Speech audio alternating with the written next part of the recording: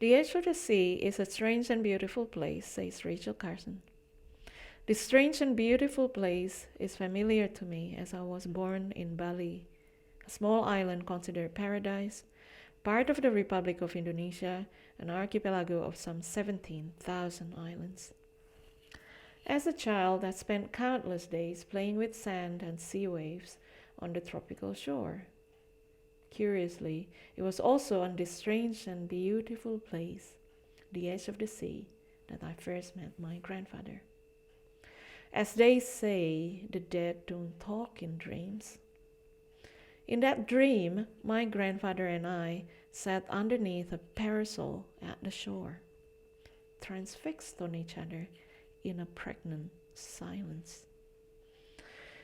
But before I continue about my grandfather, I'd like to bring Rachel Carson's writings back.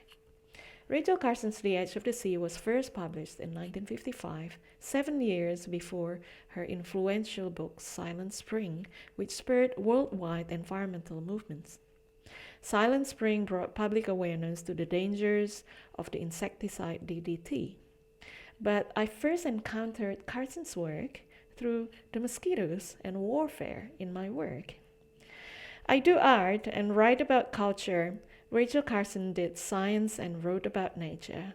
So I'm braiding her words with mine to explore materiality's entanglements with migration in my practice, which complicates not just art and science, nor just nature and culture, but also the living and non-living. The marginal spaces in between these apparently opposing things are liminal. They're always in flux. In The Edge of the Sea, Carson continues, the shore has a dual nature, changing with the swing of the tides, belonging now to the land, now to the sea. Carson's shore is a space in between, a borderland, also my subject in the past 2 decades. Only the most hardy and adaptable can survive in a region so mutable, says Carson. Flashback to my primary school days. We proudly called our country Nusantara, the archipelago in between, reciting its position in between 2 continents, Asia and Australia, and 2 oceans, the Indian and Pacific Oceans. The affectionate Indonesian term for the motherland is Tanah Air, waterland. It took me a while to learn that my passion for this Tanah Air was taught and to understand that Indonesia was a borderland. Indonesia's borders never changed during the year of 1965-66. That's when my grandfather, together with 2 to 3 million alleged communists and leftists, was forcefully disappeared. By being forcefully disappeared, I mean that my grandfather was taken away from home without court proceedings and never returned. The massacres backed by the world's leading democracies in the name of communist eradication established General Suharto's autocratic regime, while keeping the outer borders intact. A fractured Indonesian society, practically imploding the whole country into a borderland. May 5th, 1966.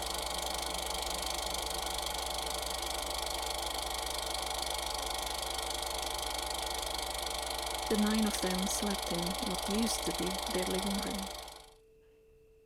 This covert U.S. warfare displaced those who lived on, externally and internally, causing frantic movements. Both my younger maternal aunts left Indonesia through nursing apprenticeships in Germany. My granduncle family chose to go to China, although they didn't speak any Chinese, and escaped to Hong Kong during Cultural Revolution. Some went on to Canada and ended up in West Coast USA. Some sought refuge in France. My third uncle exiled himself to the Netherlands and became a street portrait artist until his death. His mother, my grandmother, refused to leave. So to protect her younger children from being targeted for familial associations, she dispersed them across Indonesia. But the 1965-66 Indonesian mass killings were not the first, nor the only, nor the last socio-political rupture my family has endured. Being labeled as Chinese Indonesians legally discriminated scapegoats in many socio-political turmoils since Dutch colonialism. My family was amongst many that had been scattering across borders for centuries. The shore is an ancient world, Carson continues. For as long as there has been an earth and sea, there has been this place of the meeting of land and water.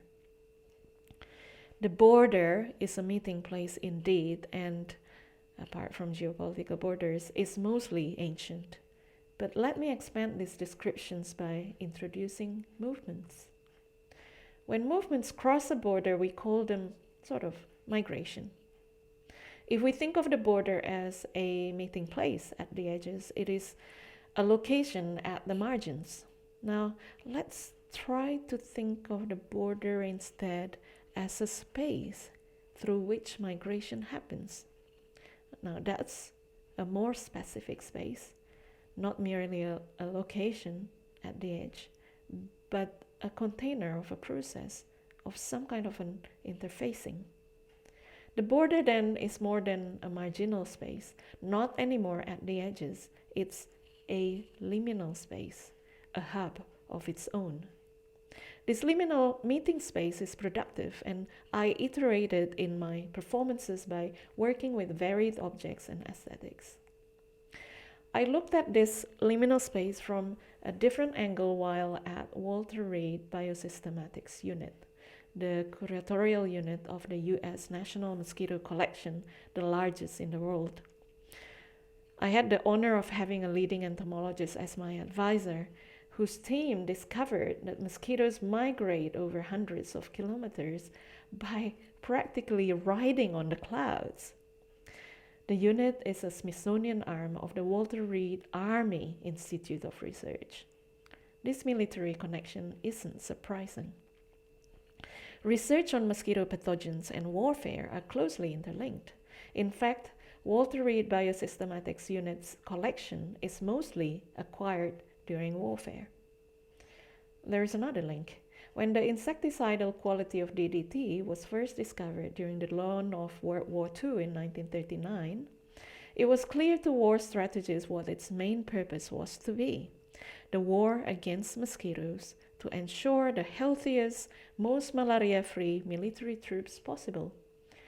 After the war, the United States continued its effort to eradicate malaria globally as part of its U.S. Agency for International Development Program, USAID, one goal of which is diminishing the threat of communism by helping countries prosper under capitalism. It was against this backdrop that Carson's Silent Spring warns against the risk of uncurbed use of DDT. In my brief time at the unit, I was captivated by what I call liminal death. Deaths that happen during mosquitoes' metamorphosis at the critical moment they emerge from their exoskeleton. Moving across the borders between water and air. It's a death in process, frozen in time, like my grandfather's death. It's an unfinished process. His body was never found, so in fear, my family nurtured their hope and was suspended by this hope that he was still alive. One afternoon, I was observing this liminal death through a microscope. Under my lenses were parts of mosquitoes' pupal skin, tiny empty shells floating in a minuscule drop of water. No one else was in the lab, so I was fortunate to record it on video when the pupal skin started twitching. This slow-paced twitching was unexplainable. These things were only an exoskeleton, a non-living material, yet they moved. Movement, like migration, is curiously wedded to the concept of the living. Some humans migrate because they want a better life. We could argue that wanting shows intention and free will. But what is the extent of intention and free will? Like birds that migrate because of a change in resources as seasons turn, some humans want a better life elsewhere when resources here are lacking. The change in resources is a force that moves the birds, like a change in resources is a force that moves the human. There are countless other forces behind the lack of resources and seasonal change, including the way our Earth, an object, a so-called non-living thing, revolves around the sun, another object. This is just one of the ways that concrete objects are entangled in migration. Objects themselves migrate. Well, yes, when I describe the waste cardboard in Hong Kong as a migratory object, I mean to respectfully acknowledge the myriad of forces that make it move. But other things entangled within complex forces also migrate, like sand. Years after I first met my grandfather in that dream, during a project in Komodo Island, the strange and beautiful pink beach mesmerized me. I've heard about this particularly strange and beautiful beach, but didn't expect that the sand would be literally pink. Closely inspecting it, I learned that the grains were a mix of white sand and tiny pieces of what seemed to be the remains of red coral. I thought of what my father told me, that in 1965, thousands of bodies were dumped into the rivers, which were red with blood. All rivers go to the sea. My grandfather had a liminal death. No wonder that it was at this place, strange and beautiful, that my grandfather and I met. We carry the sea salt in our blood, Carson says. And conversely, in every grain of sand, there is a story of the earth.